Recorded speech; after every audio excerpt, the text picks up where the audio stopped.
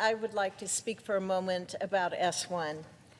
This bill says that politicians and unelected bureaucrats who spend their entire careers in the same few square miles in Washington, D.C., know how to run Nebraska's elections better than Nebraskans.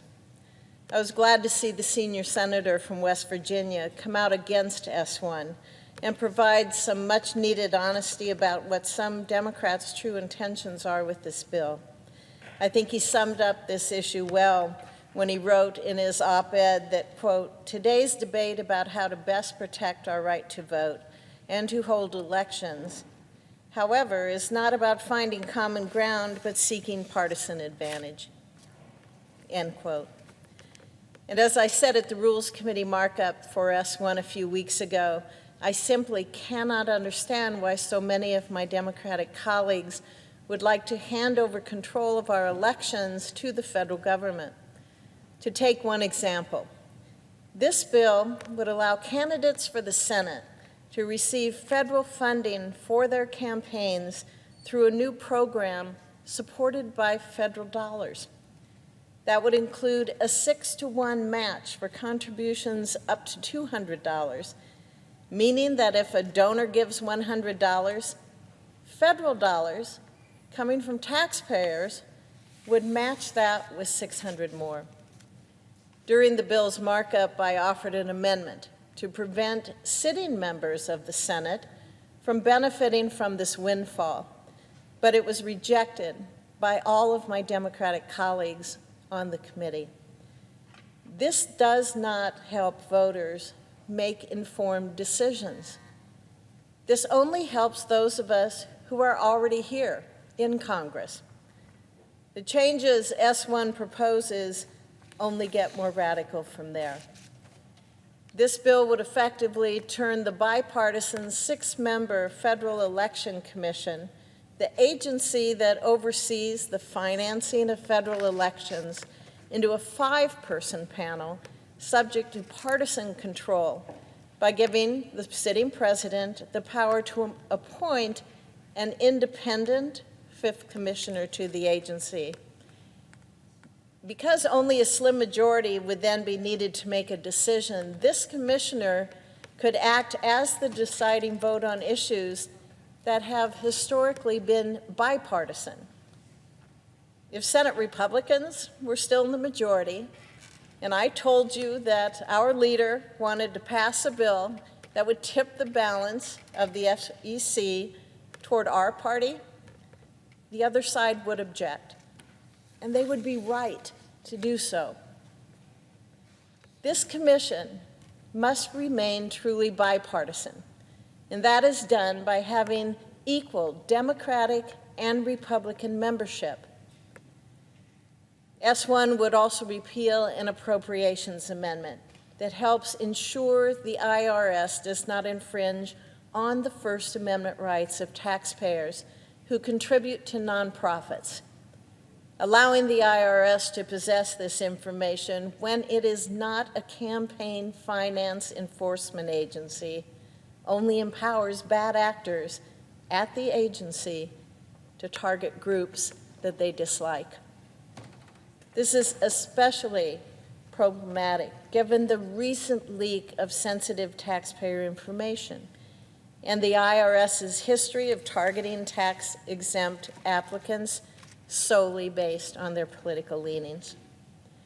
Also, this bill would not only allow people to register to vote at a polling place on Election Day without presenting any form of identification, it would tell the 36 states that have some form of voter ID laws on the books now that those laws would be illegal. This is despite the fact that a majority of Americans support requiring photo ID to vote. And it flies in the face of the practices of other democracies, like Germany, the United Kingdom, Norway, and France, which all require voters to verify their identity before casting their ballot. But, Mr. President, despite all of the revolutionary changes this bill proposes, The most disheartening thing might be that it was introduced to solve a problem that doesn't actually exist. More people voted in last year's elections than ever before, including a record 76% of voters in my state of Nebraska. In the middle of a pandemic, voters turned out in historic numbers to make their voices heard. Defenders of this bill can't say that that turnout was an issue, so they have tried to scapegoat states like Georgia and Florida that have recently passed new election laws.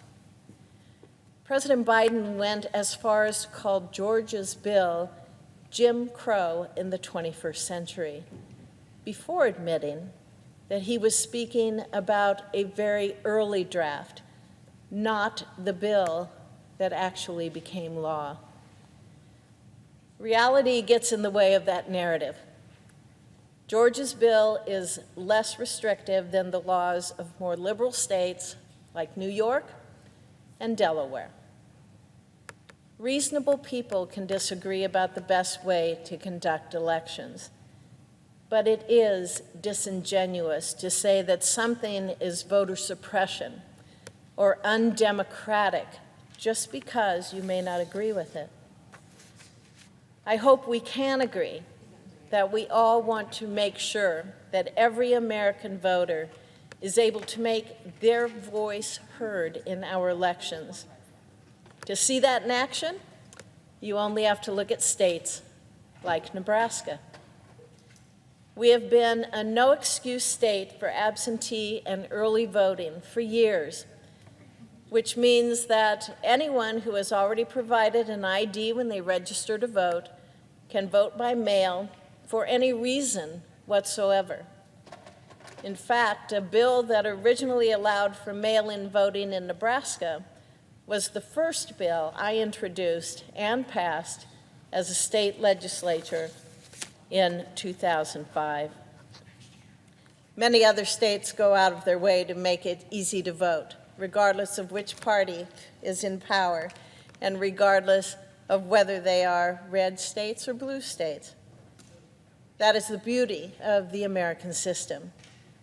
Each state can do as it sees fit and respond to events like COVID-19 pandemic while still producing positive reforms.